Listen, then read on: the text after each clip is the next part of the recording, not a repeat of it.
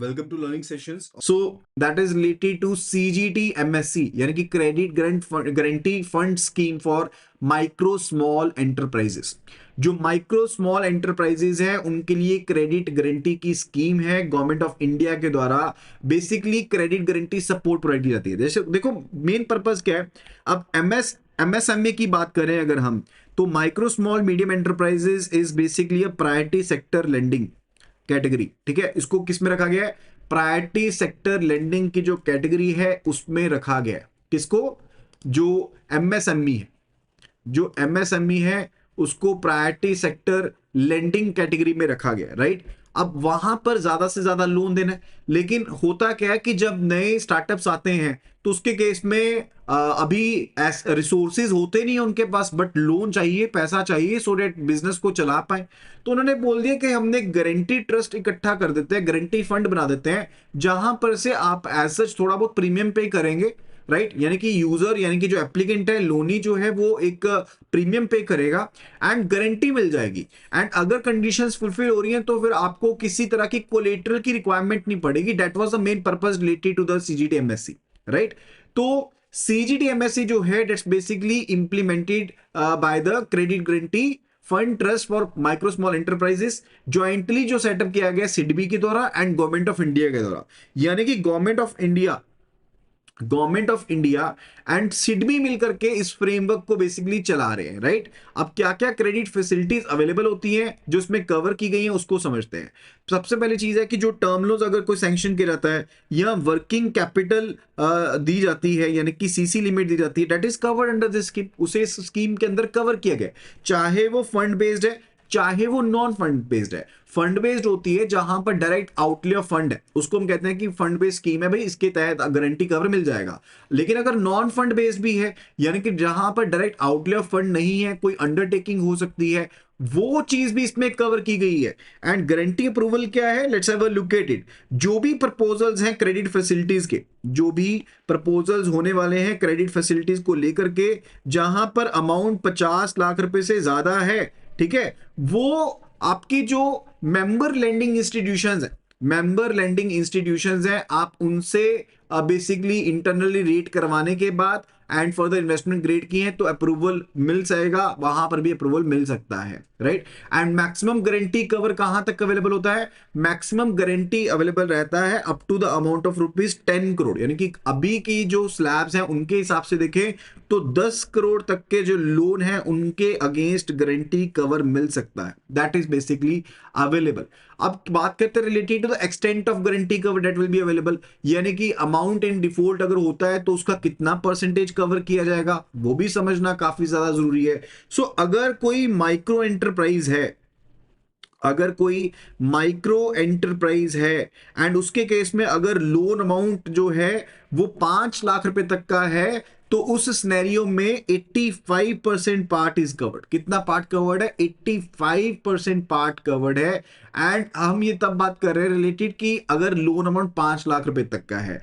And अगर यहीं पर हम बात करें related to the micro small enterprises जो कि नॉर्थ ईस्ट रीजन में है या यूटीज में है, UT of the Jammu and Kashmir या फिर लद्दाख में है, तो उस सिनेरियो में कवरेज 80% की हो जाएगी। अगर वुमेन, एससी एसटी, फिजिकली जो डिसेबल्ड है, अग्निवीर प्रमोटेड है, एस्पिरेंट डिस्ट्रिक्ट्स हैं या जेड सर्टिफाइड जो एमएससीज हैं, ठीक है, यानी कि जिनका ट्रैक रिकॉर्ड अच्छा रहा है, वहां पर भी कवरेज 85% का रहने वाला है, जहां पर लोन अमाउंट 80 आपका पास 5 लाख तक का है। यानी कि बेसिकली एक चीज समझो कि जो वुमेन लेड है या फिर एससी एसटीज हैं, फिजिकली डिसेबल्ड हैं, अग्निवीर प्रमोटेड हैं या फिर एस्पिरेशनल डिस्ट्रिक्ट्स हैं या जेड सर्टिफाइड एमएससीज हैं, इनके लिए लिमिट स्पेसिफिकली 85% रहने वाली है through out. 85% coverage through out 500 lakh तक, 500 लाख यानी कि 5 करोड़ तक इनका कवरेज 85% ही रहेगा। अदरवाइज अगर नॉर्मली देखें तो एमएसएस के लिए कवरेज जो है वो 5 से 50 के बीच में 75% हो जाता है, और फिर 50 से 500 के बीच में भी 75% रहता है, और जो नॉर्थ ईस्ट रीजन में है वहां पर यूनिफॉर्मली 80% है। In that scenario uniformly it is 80%। Keep in mind कि जो आपके पास जम्मू एंड कश्मीर की यूटीज हो गई, या फिर लद्दाख की यूटी हो गई, या फिर नॉर्थ ईस्ट रीजन हो गए, हिल एरियाज हो गए, वहां पर 80% है। जहां पर विमेन से रिलेटेड है, SC ST से रिलेटेड है, अग्निवीर प्रमोटेड है, एस्पिरेशनल डिस्ट्रिक्ट्स हैं, Z सर्टिफाइड है, वहां पर 85% कवरेज हो गया। एंड बाकी जो कोई भी एलिजिबल बोरोज होंगे उनके लिए coverage uniformly it is 75%। In that scenario, uniformly it is 75%. Clear with it? यहां तक का पार्ट क्लियर हो गया आपको, राइट? तो एलिजिबल बोरोज जो भी नए एग्जिस्टिंग माइक्रो स्मॉल एंटरप्राइजेज हैं MSME की डेफिनेशन के हिसाब से, जो मैन्युफैक्चरिंग एंड सर्विस एंटरप्राइजेज हैं वो इसमें कवर्ड है, लेकिन हाँ मीडियम एंटरप्राइजेज नहीं covered. Agricultural activities except the agri allied processing units वो इसमें नहीं covered, right? And further SHGs and NBFCs as borrowers इसमें कवर्ड नहीं है, those are not covered as borrowers. कौन कौन से लोन कवर्ड है? टर्म लोन कवर्ड है, वर्किंग कैपिटल अगर लोन प्रोवाइड करो, CC लिमिट ओवरड्राफ्ट है वो कवर्ड है, अगर कोई कंपोजिट लोन है term loan plus working capital है वो भी कवर्ड है, fund based exposure non fund based exposure दोनों कवर्ड है, दोनों ही कवर्ड है, राइट? एंड स्लैब्स के अकॉर्डिंग देखें तो 10 करोड़ तक का टोटल कवर्ड है, लेकिन जो परसेंटेज वाइज अगर हम MSC के हिसाब से देखते हैं तो 5 करोड़ पर बोरो के हिसाब से कवरेज दी गई है। अब जो पर्सन कवर है वहां पर कोई कोलेटरल सिक्योरिटी नहीं चाहिए, वहां पर कोई थर्ड पार्टी गारंटी रिक्वायर्ड नहीं है, परमिटेड नहीं है। एंड प्राइमरी सिक्योरिटी क्या रहेगी कि जो लोन जिस पर्पस के लिए दिए ना उस एसेट के ऊपर चार्ज क्रिएट कर सकते हो, दैट्स इट। वो अलाउड है, दैट इज बेसिकली अलाउड, ठीक है? वो चीज आपको अलाउ की गई है। अब नॉर्मल MSCs के लिए क्या लिमिट है? देखो 5 लाख तक का लोन है तो 85%, लेकिन अदरवाइज 75% अगर 5 लाख से ज्यादा है। अगर वुमेन से रिलेटेड है, नॉर्थ ईस्ट रीजन से रिलेटेड है, किसी और चीज से रिलेटेड है, तो उसके केस में कितना रहेगा? अगर वुमेन से रिलेटेड है तो 85%, अगर नॉर्थ ईस्ट रीजन से हो तो कितना कवरेज है? 80% का कवरेज है, तो 80% का कवरेज रहेगा, right? And after that it's related to the identified credit deficient districts, identified credit deficient districts जहां पर एडिशनल कवरेज है। देखो अगर RBI कोई करता है ICDD को आइडेंटिफाई, यानी कि ऐसा कोई रीजन है जहां पर क्रेडिट कम गया है, क्रेडिट लोन सही नहीं है, वहां पर 5% over and above guarantee coverage applicable रहेगी। अगर दैट रीजन और district is identified by the reserve bank of India, right? तो जहां पर कवरेज जैसे मान लो 85% की थी वो कितनी हो जाएगी? 90% की। जहां पर कवरेज थी 80% की वो कितनी बन जाएगी? 85% की बन जाएगी in the scenario of the ICDD identified credit deficient district के केस में। Further it's related to the आपके पास बेसिकली जो गारंटी फी स्ट्रक्चर है वो क्या रहता है? The guarantee fee structure, here we are talking about the guarantee fee structure, right? सबसे पहली चीज जो गारंटी फीस है इट कुड बी OTGF, ये OTGF भी हो सकता है। OTGF मतलब वन टाइम गारंटी फी, ठीक है? या इट इज AGF, जनरली क्या चलता है? AGF चलता है, यानी कि एनुअल गारंटी फी। OTGF होता है सैंक्शन अमाउंट के ऊपर बेस्ड है, बोरोर की गारंटी के ऊपर, बोरोर की टाइप के ऊपर बेस्ड है, कैटेगरी के ऊपर बेस्ड है। और AGF चलता है ज्यादातर कि हर साल ही प्रीमियम जाएगा, हर साल प्रीमियम जाएगा। एंड कंसेशन उस केस में मिल जाता है, लाइक अगर वुमेन ऑन एंटरप्राइज है या प्रायोरिटी कैटेगरी को बताई गई है या नॉर्थ ईस्ट रीजन में है, वहां पर कुछ एक रियायत मिल जाती है, अदरवाइज नॉट, राइट? तो AGF जो रहता है वहां पर एक परसेंटेज रेट स्ट्रक्चर रहता है, there is a percentage rate structure, जहां पर स्टैंडर्ड रेट रहेगा या फिर कोई डिस्काउंटेड रेट रहेगा, या it will be discounted rate. जहां पर जो स्टैंडर्ड रेट है वहां पर 10% का डिस्काउंट मिल जाएगा। लेट से जहां पर low risk member lending institution है, अब कोई मेंबर लेंडिंग इंस्टीट्यूशन जहां पर डिफॉल्ट काफी ज्यादा कम है, डिफॉल्ट काफी कम है, उसके केस में डिस्काउंट दे देते हैं उनको कि भाई आप जो प्रीमियम चार्ज करोगे ना अपने बोरोर से वो स्टैंडर्ड रेट से 10% कम चार्ज करोगे, राइट? एंड जहां पर रिस्क कैटेगराइजेशन होगी वहां पर रिस्क प्रीमियम लग जाएगा, there the risk premium would be applicable 15%, 30%, 50%, 70% standard rate के ऊपर प्रीमियम लग जाएगा। वो डिपेंड करता है कि MLI का, यानी कि जो मेंबर लेंडिंग इंस्टीट्यूशन है, उसका रिस्क कैटेगराइजेशन कैसा है, राइट? एंड स्टैंडर्ड जो स्लैब रेट्स होते हैं, ठीक है, वो बेसिकली आपका स्टैंडर्ड है, वो एक बेंचमार्क हो गया। अगर तो वुमेन लेड है, ठीक है, अगर वुमेन लेड है या फिर लेट से it is north east region, तो क्या मिल जाएगा, डिस्काउंट, स्टैंडर्ड रेट से डिस्काउंट मिल गया। नहीं तो अगर कैटेगरी ज्यादा है, एंड डिस्काउंट एक और वे से मिल सकता है, अगर एमएलआई की रिस्क कैटेगराइजेशन कम है तो भी डिस्काउंट मिल सकता है। लेकिन अगर अदरवाइज क्या होगा, प्रीमियम लगेगा, प्रीमियम लगेगा 15, 30, 50, 70, ये प्रीमियम लगेगा, ठीक है। And after that it's related to invocation of guarantee, very important, invocation of guarantee. ये उससे पहले एक टॉपिक आता है that's related to tenure of guarantee, कितना टेन्योर रहेगा गारंटी का, ये गारंटी कितने टाइम पीरियड के लिए एप्लीकेबल होने वाली है। देखो, ये को टर्मिनस होती है with the tenure of the loan facility, यानी कि जब तक लोन चलता रहेगा तब तक गारंटी चलती रहेगी, ठीक है। जब तक लोन चलता रहेगा तब तक गारंटी चलती रहेगी, जब तक पूरी रिपेमेंट नहीं हो जाती या इन्वोकेशन नहीं हो जाती तब तक गारंटी चलती रहेगी in case of the term loan. And working capital loan के लिए, वर्किंग कैपिटल के लिए this is available for 5 years, 5 साल के लिए टेन्योर रहता है फॉर द सीसी लिमिट।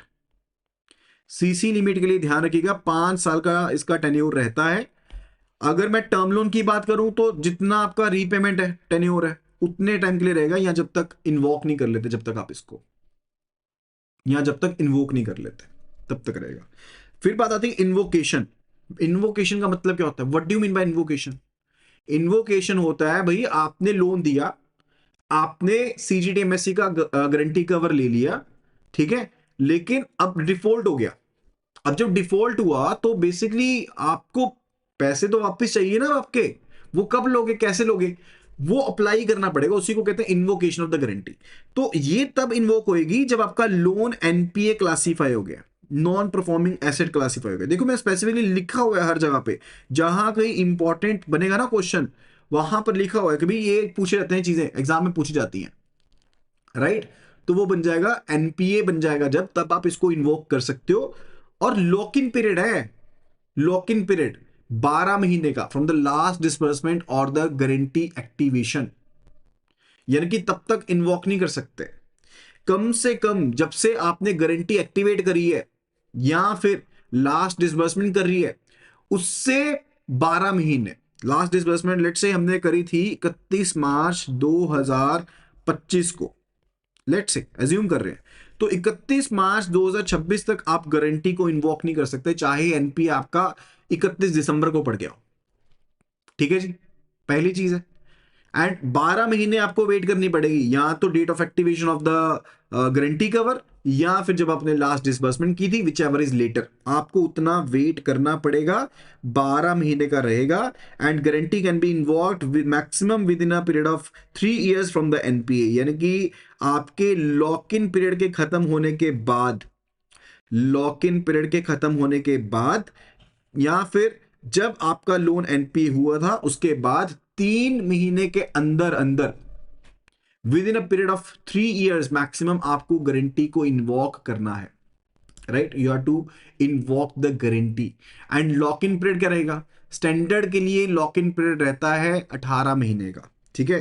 पहले कितना रहता था, previously it was related to 12 months, लेकिन अब चेंज हो गया है, ठीक है, अब कितना हो गया, इट इज 18 मंथ्स। एंड अगर ये 10 लाख रुपए तक का है, अगर आपके पास जो लोन अमाउंट है, गारंटी अमाउंट है, वो 10 लाख तक है, ध्यान दीजिएगा, यहां पर अपडेट बता रहा हूं एक, प्रीवियसली आपको देखने को मिल जाएगा कि 12 महीने का लॉक इन पीरियड होता था, लेकिन अब स्टैंडर्ड लॉक इन पीरियड जो है वो 12 नहीं 18 महीने का, that is of the 18 months, ये 18 महीने का पीरियड है। और रिड्यूस्ड लॉक इन पीरियड कहां पर एप्लीकेबल रहेगा, जहां पर लोन टेन्योर 36 मंथ्स तक का है, यानी कि 3 साल तक का है, जहां पर लॉक इन पीरियड आपका, जहां पर टेन्योर 3 साल तक का है और गारंटी कवर 10 लाख तक का है, वहां पर लॉक इन पीरियड 9 महीने का है, there is a reduced lock in period for that scenario, right, वहां पर रिड्यूस्ड लॉक इन पीरियड है। एंड जो मेंबर लैंडिंग इंस्टीट्यूशंस हैं, उनको एनपीएस को क्वार्टर वाइज रिपोर्ट करना पड़ेगा, क्वार्टर वाइज रिपोर्ट करना पड़ेगा, राइट। सब्सिक्वेंट क्वार्टर से पहले पहले बताना पड़ेगा कि कौन से लोन आपके एनपीए हो चुके हैं, वो बताना पड़ता है। Further it's related to the legal proceedings waiver threshold, legal proceedings waiver threshold, कौन से पार्ट के ऊपर अगर आप लीगल प्रोसीडिंग नहीं भी करें तो भी आप अपना क्लेम ले सकते हो। तो लीगल प्रोसीडिंग जो वेवर थ्रेशोल्ड है वो कहां पर रखी गई है, वो रखी गई है लाइक जो भी क्लेम आपने लॉन्च किए 14 मार्च 2018 के बाद से 50,000 तक के अमाउंट तक के ऊपर, उनके ऊपर कोई आपको लीगल प्रोसीडिंग करने की जरूरत नहीं थी। अब ये अमाउंट इंक्रीज कर दिया गया 1 लाख रुपए तक, 1 लाख रुपए का इंक्रीज किया गया था ऑन एंड आफ्टर 8 अक्टूबर 2021 से। यानी कि 1 लाख तक के लोन के लिए अगर आपने क्लेम डाला, ठीक है, तो उसके लिए ये शोकेस करना जरूरी नहीं है कि लीगल प्रोसीडिंग्स आपने करी थी उनके खिलाफ। एंड अब ये अमाउंट 10 लाख कर दिया गया। Now this amount is increase to rupees 10 lakh rupees, यानी कि 10 लाख तक का अगर आप लोन दे रहे हो, ठीक है, और आपने क्लेम लॉन्च करना है तो लॉक इन पीरियड है, आप अपने प्रोसीडिंग्स करो, लेकिन लीगल प्रोसीडिंग्स अब जरूरी नहीं है 10 लाख तक के लोन के लिए। 10 लाख तक के लोन के लिए legal proceedings are now not mandatory. फिर बात आती है क्लेम सेटलमेंट के बारे में, अगेन वेरी मच इंपॉर्टेंट, बहुत इंपॉर्टेंट। देखो फर्स्ट क्लेम सेटलमेंट क्या आएगी, 75% जो गारंटीड अमाउंट होगा ना, अगर मान लो क्लेम आपने इन ऑर्डर किया है, आपने लॉक इन पीरियड के लिए वेट भी किया, एप्लीकेशन में बिल्कुल सही दी है, एंड अगर लीगल प्रोसीडिंग चाहिए थी तो करिए, नहीं तो वो वेवर अगर आपको मिल गया वो भी सब ठीक है। अगर सब चीजें ठीक हैं तो क्लेम अगर कंप्लीट हो चुका है एंड इन ऑर्डर है तो 30 दिन के अंदर अंदर आपको 75% अमाउंट का जो क्लेम है वो सेटल कर दिया जाएगा। 75% ऑफ द अमाउंट को सेटल कर दिया जाएगा।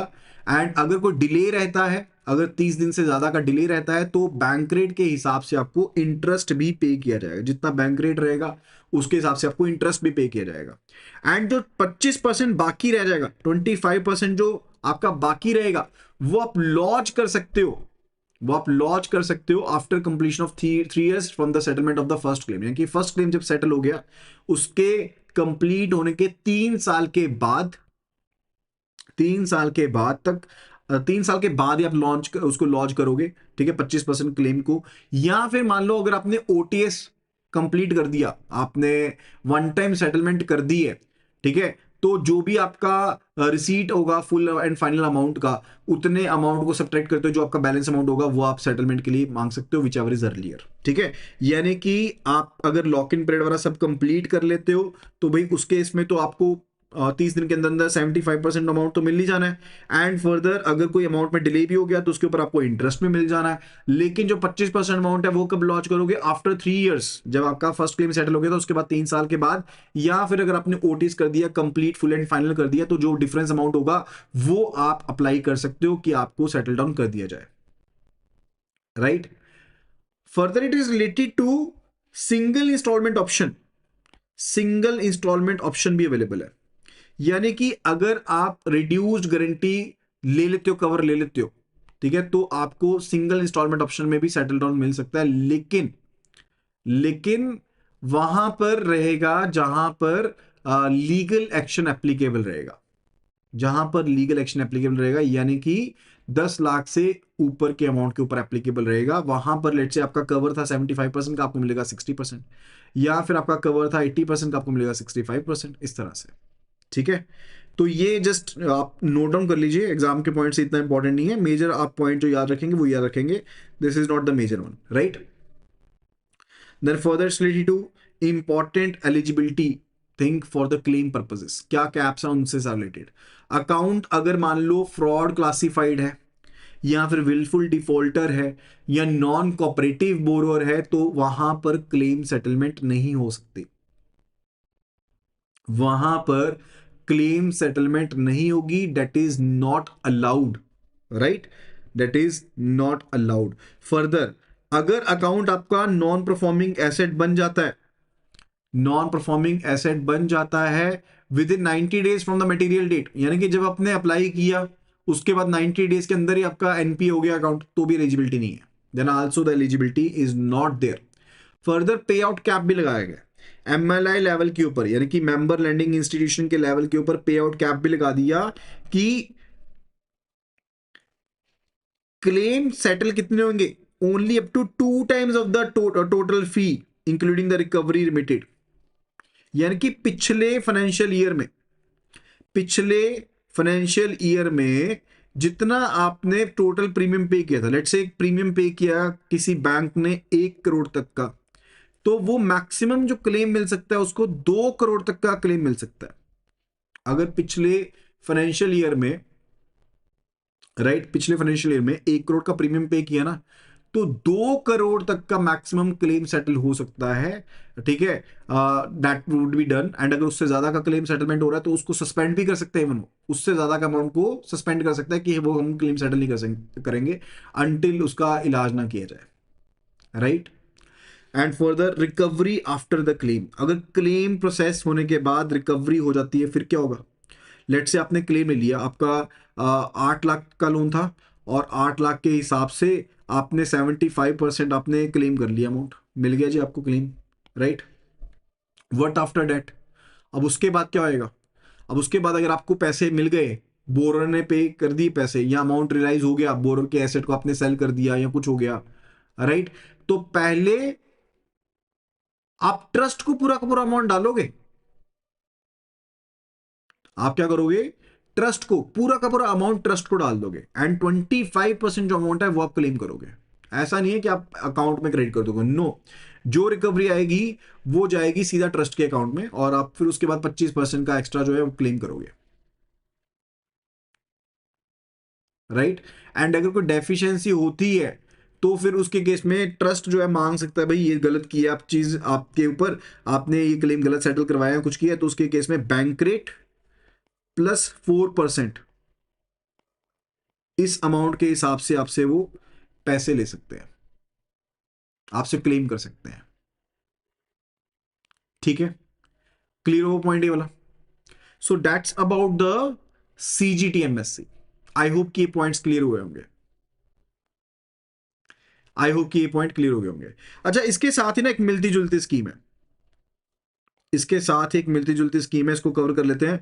Date is credit guarantee scheme under the NCGTC, that is national credit guarantee trustee company, national credit guarantee trustee company. इसके जो अपडेटेड पॉइंट्स हैं उनको एक बार गो थ्रू कर लेते हैं, जो क्रेडिट गारंटी कवर अवेलेबल रहता है under the NCGTC। So objective क्या है कि एजुकेशनल लोन के तहत जो गारंटी दी जाती है ना, वो NCGTC के तहत दी जाती है। एंड उसमें क्या कवर होता है? That's basically guarantee schemes, different different credit guarantee schemes हैं। सबसे पहली जो गारंटी स्कीम है that is CGFSEL, credit guarantee fund scheme for educational loans. ये NCGTC के तहत ही आती है।